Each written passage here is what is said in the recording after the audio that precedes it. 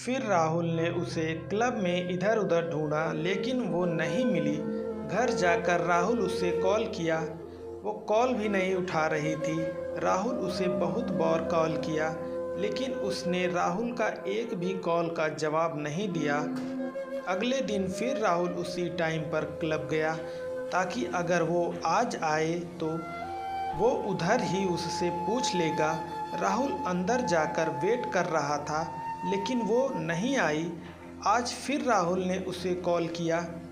इस बार उसने कॉल उठाया।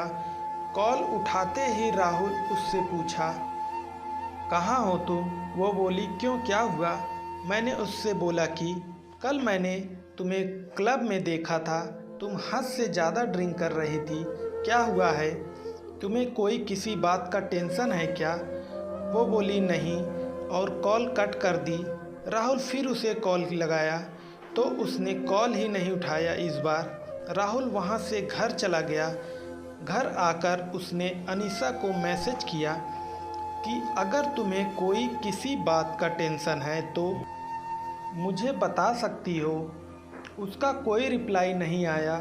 2 से 3 दिन हो चुके थे, अभी तक अनीसा ने कुछ नहीं कहा था। राहुल फिर अनीसा को कॉल किया। उसने कॉल उठाया। राहुल ने बड़े आराम से बोला कि तुमने कुछ रिप्लाई नहीं दिया मेरे मैसेज का। वो चुप ही थी। राहुल ने फिर बोला, ऐसे चुप नहीं रहो, कुछ बोलो, कुछ परेशानी हो तो बताओ, मैं तुम्हारी मदद कर सकता हूँ। फिर राहुल ने कहा, अच्छा चलो कल उसी कैफ़े में मिलो, तुम्हारा कॉफ़ी बाकी है एक मुझ पे। वो हाँ ठीक है बोलकर कॉल रख दी। राहुल बड़ी बेचैनी से कल का इंतज़ार कर रहा था।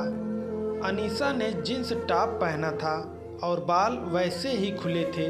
वो जैसे जैसे आगे आ रही थी चल के उसके बाल उसकी आँखों के तरफ आ रहे थे। वो उन्हें ठीक करती हुई आ रही थी। वो आके राहुल के सामने वाले कुर्सी पर बैठ गई। वो शांत थी। राहुल ने पूछा, कॉफ़ी? वो हल्की सी मुस्कुराहट के साथ में बोली, हाँ। राहुल ने वेटर को कॉफ़ी के लिए बोला और अनीसा से बोला, चलो अब बताओ क्या बात है जिससे तुम परेशान हो। पहले तो वो कुछ नहीं बोल रही थी। फिर राहुल ने कहा, बोलो कुछ। वो बोली कि मैं मुंबई में अकेली रहती हूँ, यहाँ मैं अपना करियर बनाने के लिए आई हूँ। ये बोलते बोलते वो चुप हो गई। मैंने कहा, हाँ आगे बोलो, इसमें क्या हुआ? ये तो अच्छी बात है, तुम अपने करियर पे इतना ध्यान दे रही हो। फिर वो बोली, लेकिन अब नहीं हो पा रहा है, मेरा काम में बिल्कुल ध्यान नहीं रहता। मुझे अपने बॉस से बहुत बार अब डांट सुननी पड़ती है और उसने तो ये तक कह दिया है कि अगर ऐसा ही चलता रहा तो वो मुझे नौकरी से निकाल देगा। 2 महीने हो गए हैं मेरे इस बर्ताव से मुझे रोज़ डांट सुननी पड़ती है। मैंने उससे पूछा, ऐसा क्या हो गया है कि तुम इतनी परेशान रह रही हो? वो चुप हो गई फिर थोड़ी देर बाद बोली, मुझे कैंसर हो गया है। ये सुनकर राहुल घबरा गया। आगे वो बोलती रही, 2 महीने पहले मैंने चेकअप कराया था तो डॉक्टर ने बोला कि मुझे कैंसर हो गया है, अभी 2nd स्टेज पर है। यह सुनकर मैं तब से परेशान रहती हूँ कि कैसे मैं सब करूँगी। मेरा इस दुनिया में कोई नहीं है। बचपन से ही मैं अनाथ हूँ, बस कुछ ऑफिस के दोस्त हैं। मैं ये बात अपने ऑफिस में भी नहीं बता सकती कि अगर बॉस को पता चला तो वो मुझे कहीं नौकरी से निकाल ना दे। 3 महीने पहले ही मेरा प्रमोशन हुआ है, मुझे हेड ऑफ द डिपार्टमेंट बनाया है और ये सब हो गया। मैं अब क्या करूं, कुछ समझ नहीं आ रहा है। ये सब सुनकर राहुल ने धीरे से उसका हाथ अपने हाथ में लिया और बोला, तुम अकेले नहीं हो, मैं तुम्हारे साथ हूँ।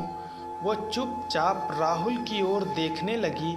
राहुल ने कहा, हाँ तुम सही सुन रही हो, मैं तो उसी दिन से तुम्हें पसंद करने लगा था जिस दिन तुम अपना पर्स लेने के लिए मुझसे मिलने आई थी।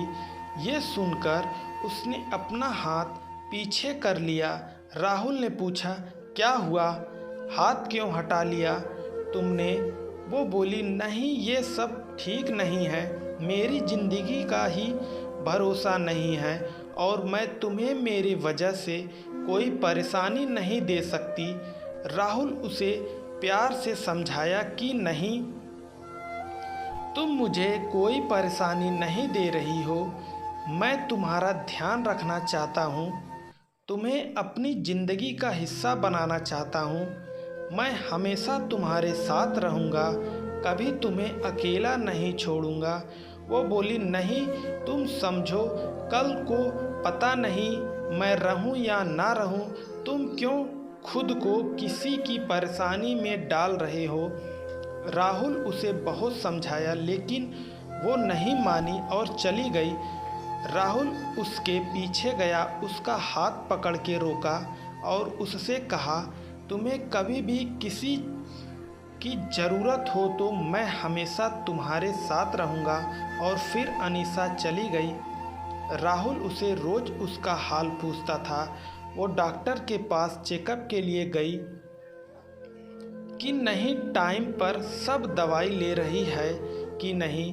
उस दिन के बाद राहुल ने कभी उसे अकेला नहीं महसूस होने दिया।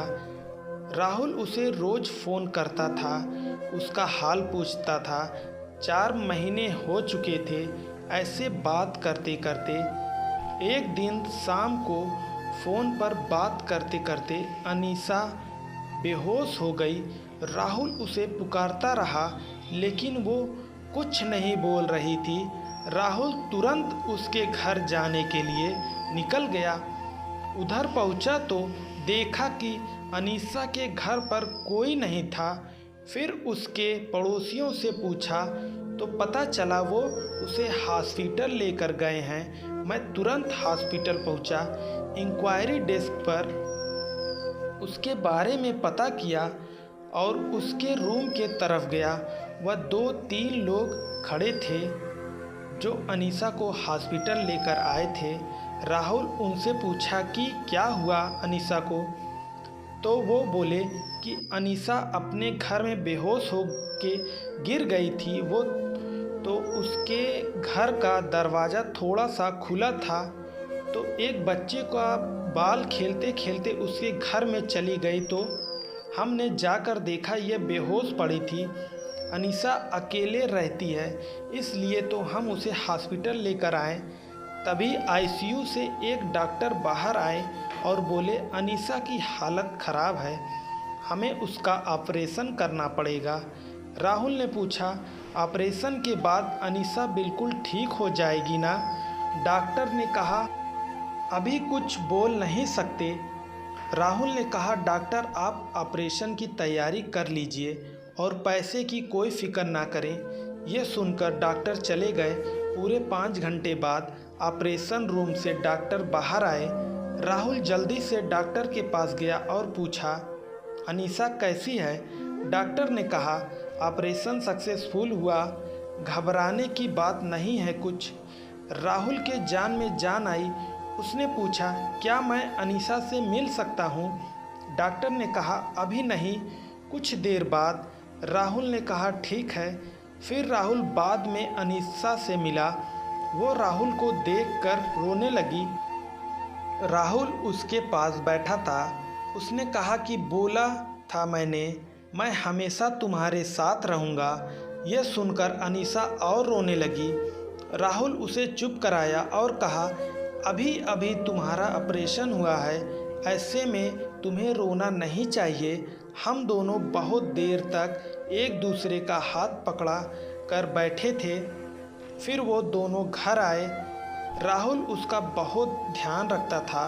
राहुल ने अनीसा के बारे में अपने घर वालों को बता दिया था, तो अब वो अनीसा के साथ ही रहता था, उसका ध्यान रखता था। जब अनीसा पूरी तरह से ठीक हो गई तब दोनों ने शादी कर ली और हमेशा के लिए दोनों एक साथ हो गए।